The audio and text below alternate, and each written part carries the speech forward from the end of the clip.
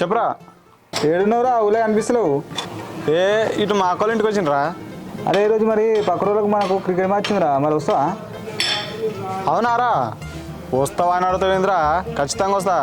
అరే మ్యాచ్లు అన్ని రోజు మనమే గెలవాలి, పైసలు మంచిగా పట్టుకురా. అన్ని మ్యాచ్లు వాళ్ళ దగ్గర ఉన్న పైసలు మొత్తం మనమే దొబ్బేశారు.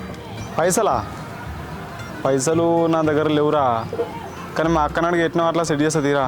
మరి అతను బండి లేదురా, వచ్చి ఎక్కించుకోతావా? నువ్వే రారా ఎట్లనే వేసి. ఎట్లన్నా అంటే నేను ఎట్లా వస్తారా? ఈ 3 కిలోమీటర్లన్నా డబ్బును వచ్చి ఎక్కించుకో. మరి రెడీ ఉండు, వస్తున్నా, వెళ్తున్నా. సరేరా, నువ్వైతే రా. అరే నువ్వు లేట్ చేయకు, మళ్ళీ మ్యాచ్కి లేట్ అవుతుంది. అరే నువ్వైతే రారా. సరే.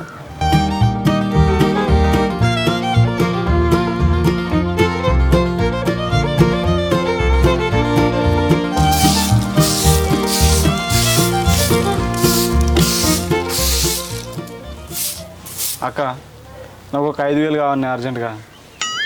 5,000? 5,000 నీకెందుకురా? ఎందుకో తర్వాత చెప్తా, కానీ ఇప్పుడు అయితే ఎందుకు అక్క అట్లా చేస్తావు?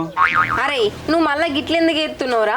మన ఇంటికాడ ఉన్నప్పుడే రోజు తాగి ఇంటికి పోతున్నావని బాబు మీకు మర్ర పడుతున్నావని వాళ్ళు తిట్టిర్రు కొట్టిర్రు. వాళ్ళు ఎలా కొడితే ఇక్కడికి వచ్చి ఉన్నావు. మళ్ళీ ఇదే తర్వాత ఏంద్రని ఇది ఇదే విషయం ఇప్పుడు బావకు వెళ్తే బావని ఉంచుతాడరా? పొట్టు పొట్టు కొట్టాడా? సప్పుడే కోడికి వెళ్ళాడు. నన్ను ఒరియకు అక్క. ఇప్పుడు నువ్వు నాకు 5,000 ఇచ్చినావు అనుకో, సాయంత్రం వరకు నీకు 10,000 ఇస్తా అక్క. ఊకొరియకు సప్పుడేకి. ఏంది 5,000 ఇస్తే 10,000 ఇస్తావా? మళ్ళీ ఏం ఆడబోతున్నావురా నువ్వు?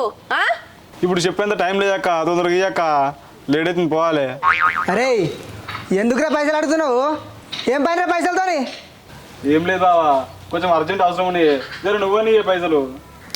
ఇప్పుడు అదంతే పెద్ద పైలు వాడాలి బాడుకావు ఏమనుకుంటున్నావు కానీ నీకేం అర్జెంట్ రా? ఏం పైసలు కావాలంటున్నావు? అర్జెంట్ అంటున్నావు? పిల్లలరా నీకు?